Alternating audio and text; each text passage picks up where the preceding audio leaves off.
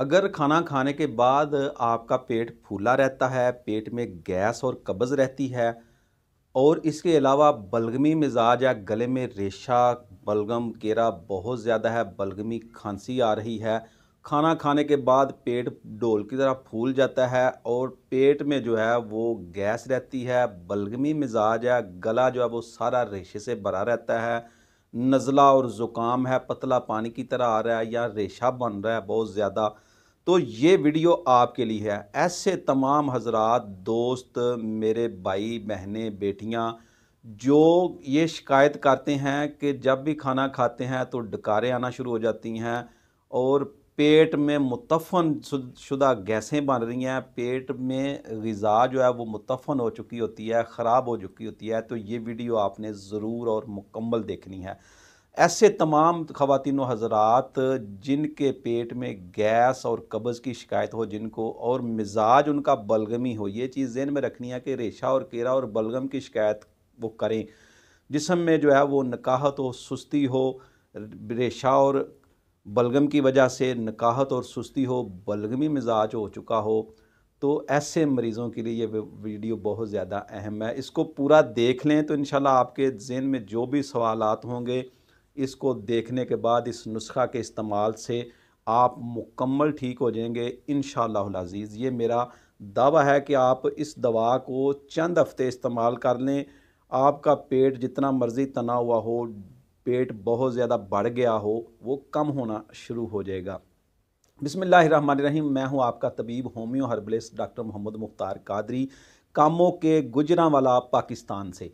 तो ये चीज़ जो है ये अमूमन बहुत ज़्यादा मरीज़ शिकायत करते हैं। अब इसकी वजह देखें, वजह बड़ी नाज़रीन ज़रूरी है, वजह जानना कि आखिर ये मसला पैदा क्यों होता है। ऐसे तमाम ख़वातीन हज़रात जो खाना खाने के बाद बैठे रहते हैं, मेहनत बिल्कुल नहीं करते, काम कोई नहीं करते, बैठे रहते हैं, ऑफ़िस का काम हो या बैठने का काम जिनका ज़्यादा है, उनको ये मसला ज़्यादा होगा। यानी जो मेहनत नहीं करते, वॉक नहीं करते, एक्सरसाइज़ नहीं करते, चलते फिरते नहीं, उनको ये प्रॉब्लम बहुत ज़्यादा हो जाती है। तो जब भी वो ग़िज़ा खाते हैं, एक तो उनकी भूख ख़त्म हो चुकी होती है, वो रूटीन वाइज़ जो है ना, वो टाइम हो गया जी, सुबह का नाश्ता कर लिया, दोपहर को टाइम हो गया जी खाना खा लिया, रात को जी टाइम हो गया खाना खा लिया। तो ऐसे मरीज़ों को कुछ ना कुछ तो जो है ना वो एहतियात करनी पड़ेगी, वो कुछ अपना लाइफ़स्टाइल चेंज करेंगे तो इंशाअल्लाह अज़ीज़ वो ठीक हो जाएंगे। मिसाल के तौर पर अगर वो बगैर भूख के खाना खा रहे हैं तो उनको ये आदत फ़ौरन तर्क कर देनी चाहिए, वरना जहरीले और ख़तरनाक इमराज़ लग जाने का अंदेशा है। बगैर भूख के खाना खाना, जब भी भूख लगे, शदीद भूख लगे तब खाना खाएं। वो समझ लें कि वो नागा कर दें। अगर वो दोपहर को भूख नहीं है उनको तो वो दोपहर को खाना ना खाएं, शाम को इंशाल्लाह उनको भूख लग जाएगी। एक दो दिन ऐसा करने से भूख बेहतर हो जाती है।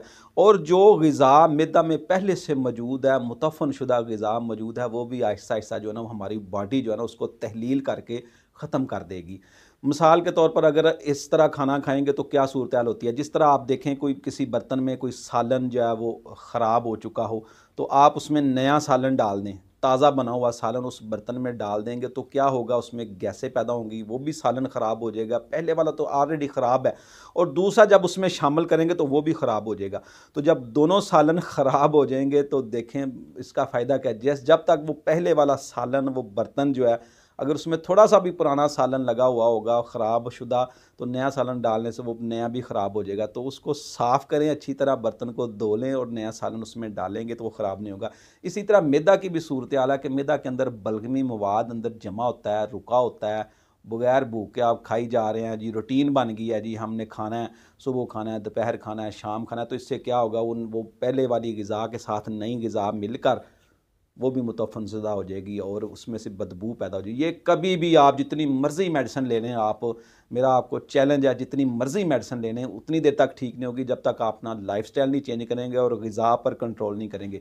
जब आप अपनी ग़िज़ा पर कंट्रोल कर देंगे तो इंशाअल्लाह अज़ीज़ आपकी ग़िज़ा जब जैसे ही ठीक होगी तो ये मसला आपका खुद ब खुद ठीक होना शुरू हो जाएगा। मिसाल के तौर पर अगर आपको नाश्ते की भूख नहीं है तो ना नाश्ता करें, दोपहर को खाना खाएं जाके, इंशाल्लाह सुबह जब ये एक टाइम का आप छोड़ देंगे तो दोपहर तक आपको भूख लगेगी और जो आपके मैदा में रात की ग़िज़ा पड़ी हुई है वो हज़म होना शुरू हो जाएगी, वो तहलील हो जाएगी। हमारी बॉडी खुद ही उसको जो है ना वो तहलील कर देती है। तो इसके लिए नुस्खा जात नुस्खा जात से पहले जो है ना ग़िज़ाई कंट्रोल ज़रूरी है। एक तो ये बलगमी चीज़ें ज़्यादा खाते हैं हम लोग, चावल वगैरह ज़्यादा खाते हैं, आलू ज़्यादा खा लिए, कोल्ड ड्रिंक वगैरह पी ली, या इसके अलावा जो है वो क्या कहते हैं इसको, आइसक्रीम वगैरह खा ली। तो इस तरह की बादी चीज़ों से, खीर, कस्टर्ड, फिरनी वगैरह से परहेज़ करें। ऐसे मरीज़, तमाम ऐसे मरीज़ जिनमें ये अलामात मौजूद हों तो वो परहेज़ करें और ग़िज़ा अपनी दुरुस्त कर लें। इसमें जो ना काले चने का शोरबा बेहतरीन है आपके लिए, और रोटी खाएं, फुल्का खाएं, पराठा ना खाएं, ठीक है। इसके बाद जो है वो शामी टिक्कियाँ बना के खा सकते हैं, बड़े की बना लें बेशक, दाल वाली शामी टिक्कियाँ बना लें, वो आप इस्तेमाल कर सकते हैं, लेकिन शदीद भूख पर। और इसके बाद जो है ना वो अंडा इस्तेमाल कर सकते हैं, देसी अंडा फ्राई करके जो आमलेट बनाकर भी इस्तेमाल कर सकते हैं। बॉयल अंडा भी आप सुबह नाश्ते में ले सकते हैं। अगर भूख नहीं है तो कम खा लें, थोड़ा खा लें, ऐसे कर लिया करें। इस तरह ये है कि जैसे ही जो ग़िज़ा अच्छी तरह हज़म होगी आपकी, तो आप जो है ना समझें कि जल्द इस पर कंट्रोल कर लेंगे। नहीं तो बड़े मैंने मरीज़ देखे हैं जो अरसा दराज से बीमार हैं, डकारें उनको आ रही हैं, खाना खाते हैं डकारें आना शुरू हो जाती हैं, खांसी शुरू हो जाती है, छींकें शुरू हो जाती हैं, बलगम इनको बहुत ज़्यादा है। तो ऐसे तमाम मरीज़ों को एहतियात ज़रूर करनी चाहिए कि जब वो खाना खाएं तो वो अपनी ग़िज़ा पर देखें कि ये ग़िज़ा भी मुझे मुवाफ़क़ है कि नहीं। असाबी चीज़ें जितनी भी हैं, तरी सर्दी वाली ठंडी बादी चीज़ें बंद कर दें, तो इंशाल्लाह वो चंद दिनों में ही इस पर कंट्रोल असर आप देखेंगे। जब जैसे आप रमज़ान है ना, तो रोज़े रखे हों लोगों ने, जैसे रमज़ान में रोज़े रखते हैं लोग, तो रोज़े की हालत में जो खाली पेट होता है ना, तो उसमें ये चीज़ें कम हो जाती हैं। तो पेट को कम से कम मशक्क़त में डालें तो ये ठीक हो जाएगा। मैदा जो है ना हमारा शरीफ उज़व है, तो इसको कम से कम मशक्क़त में डालें तो इंशाल्लाह इसमें बेहतरी आना शुरू होगी। अब इसकी दवा की तरफ चलते हैं। बहुत अच्छी दवा मैं आपको बताने लगा हूँ, ये आपने बना लेनी है, कोई इसका साइड इफ़ेक्ट नहीं है। कब्ज़ वगैरह हो तो वो भी इससे ठीक हो जाएगी। पेट अगर बहुत ज़्यादा बढ़ गया है तो ये कंट्रोल होना शुरू हो जाएगा। अगर चंद महीने इसको इस्तेमाल कर लीजिए तो पेट जो है ना वो बिल्कुल साथ लग जाएगा। बस कोशिश करें, कोशिश करने से ही जो है ना मसला हल होगा। तो नुस्खा नोट कर लें, कापी और पेंसिल पकड़ लें और इसको लिख लें। बाद में कमेंट करके आप ना पूछा करें, वीडियो को देख लिया करें बार बार। इतने ज़्यादा व्हाट्सएप पर मैसेज करने की भी ज़रूरत नहीं होती, क्योंकि बहुत ज़्यादा मसरूफ़ियत होती है। मरीज़ जो इलाज करवा रहे होते हैं उनको जवाब देना होता है, जो नए मरीज़ जो होते हैं उनको जवाब देना होता है। तो व्हाट्सएप पर जो है ना ये छोटे छोटे सवाल करने की कोशिश ना किया करें, कोशिश करें कि इनको वीडियो देखकर हल कर लिया करें। तो सबसे पहले आपने लेने हैं, जो आपने तुम्मा सुना हुआ है, हुंजल उसको कहते हैं, तुम्मा। इसके आपने इसका छिलका लेना है। छिलका आपने कितना लेना है इसका, आप 50 ग्राम ले लें। अगर ज़्यादा क्वांटिटी में बना लें थोड़ा सा, तो तुम्मे का छिलका, इसके बाद सुरख मिर्च, ये आपने ख़ुद पिसाई करवानी है इसकी मिर्च की, जो बाज़ारी मिलती है वो नहीं लेनी, सुरख मिर्च। और इसके बाद जो है नंबर 3 पे जो है वो राई सुरख लेनी है। ये इंडिया से आती है सुरख राई, बड़ी प्यारी माइल होती है राई, बड़ी अच्छी चीज़ है ये, बेहतरीन हाज़म है ये। अब पहले आपने देखा होगा, अभी भी लोग बनाते हैं ये कांजी वगैरह, जो गाजरें, काली गाजरों की कांजी तैयार की जाती है ना, ये एक मशरूब तैयार होता है, उसमें गाजरें होती हैं, तो उसमें जो है ना राई डाली जाती है। ये बहुत बेहतरीन हाज़म है।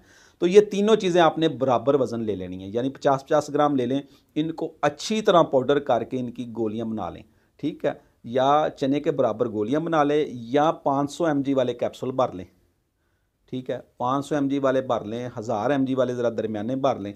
तो ये सुबह दोपहर शाम नीम गर्म पानी के साथ, या लौंग दालचीनी के कावे के साथ, या अजवैन पुदीने के कावे के साथ आप इस्तेमाल कर सकते हैं। ग़िज़ा शोरबे वाली, या फिर उज़लाती गुद्दी से गुद्दी उज़लाती ग़िज़ा होगी। यानी कि ग़िज़ा मैं आपको बताता हूँ, तो बाज़ लोग जो है उनको उज़लाती गुद्दी या गुद्दी उज़लाती, ये हमारी जो तिब की टर्म्स हैं इनका नहीं पता होता, तो वो सवाल कर देते हैं कि जी ग़िज़ा ये क्या है।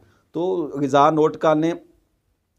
काले चने आप खा सकते हैं, चने की दाल खा सकते हैं, देसी अंडों का आमलेट बनाकर इस्तेमाल कर सकते हैं। इसके अलावा ड्राई फ्रूट में अंजीर खा सकते हैं, उस काले चने शोरबे वाले भी बना के खा सकते हैं, भुने हुए भी बना के खा सकते हैं। जिस तरह भी ये बनाए जाते हैं वो मिलते हैं। बाज़ लोग जो है ना, ये पठान हजरात हमारे जो हैं, ये रेडी पर इसको नमक में भूनते हैं, ये भी खा सकते हैं आप। इसके अलावा जनाब आप मटन शोरबे वाला ले सकते हैं, मटन भुना हुआ ले सकते हैं, और बड़े का गोश्त भी, इसमें कीमा वगैरह भी ले सकते हैं आप। तो इंशाल्लाह ये चीज़ें आप खानी शुरू कर दें। चावल, आलू, गोभी, मटर, आइसक्रीम, फालूदा, इस तरह की चीज़ों से आप अवॉइड करें कुछ अर्सा तक, तो इंशाल्लाह आप ठीक हो जाएंगे। नुस्खा बेहतरीन है, 2 से 3 टाइम ले लें, सुबह शाम ले लें। जैसे ही आप समझें कि 2 सुबह शाम खाने से या मेरा पेट साफ़ हो रहा है और ये जलन और तेज़ाबियत और ये जो गले में बकबका और बलगम जो कम कम होना शुरू हो गई है, तो फिर इसको आप जो है ना वो 2 टाइम की बजाय 1 टाइम कर लें। पहले आपने 3 टाइम लेनी है ये मेडिसिन, फिर 2 टाइम कर दें, फिर आहिस्ता आहिस्ता 1 टाइम कर दें और आहिस्ता आहिस्ता अगर 2 टाइम खाते रहेंगे तो इससे पेट आपका साफ़ होना शुरू हो जाएगा।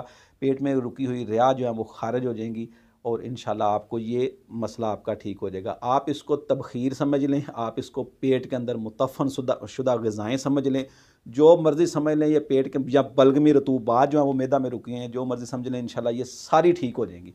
इसके अलावा वॉक किया करें, सैर करें, एक्सरसाइज करें, अपना लाइफस्टाइल बेहतर करें। अगर आप लंबी उम्र चाहते हैं, लंबा जीना चाहते हैं, तो फिर जो है ना वो आप अपना लाइफस्टाइल भी चेंज करें। ये नहीं होगा कि आप बैठे रहें, खाएं और बैठे रहें और ज़्यादा खाएं, ठीक है ना, ये भी ज़हन में रखें कि कम खाएं, ठीक है। अगर 2 रोटियां आप उनकी भूख है आपको, तो 2 की बजाय 1 खा लें, 1.5 खा लें। आपका जिस्म ठीक रहेगा, आप हल्के फुल्के रहेंगे, आपका जिस्म एक्टिव रहेगा, चुस्त रहेगा, जिस्म में एनर्जी रहेगी, ताकत रहेगी। ताकत की अद्वियात लेने की बजाय अपनी ग़िज़ा पर कंट्रोल करें, तो इंशाल्लाह आपका जिस्म जो है ना वो एक्टिव होगा और चुस्त होगा। उम्मीद है नाज़रीन मेरी आपको ये वीडियो पसंद आई होगी। पसंद आए तो लाइक ज़रूर कर दिया करें, ये मेहनत होती है आपके लिए। ये एक दोस्त का सवाल था कमेंट बॉक्स में, उसके सवाल पर ये वीडियो बनाई गई है। तो आप भी कमेंट बॉक्स में आएँ और कोई अपना ऐसा मसला बयान करें जो आप पूछना चाहते हैं, कोई सवाल करना चाहते हैं, तो उस पर आपके सवाल पर इंशाल्लाह ज़रूर वीडियो बनाई जाएगी। मिलते हैं किसी नई वीडियो में, इजाज़त दीजिए।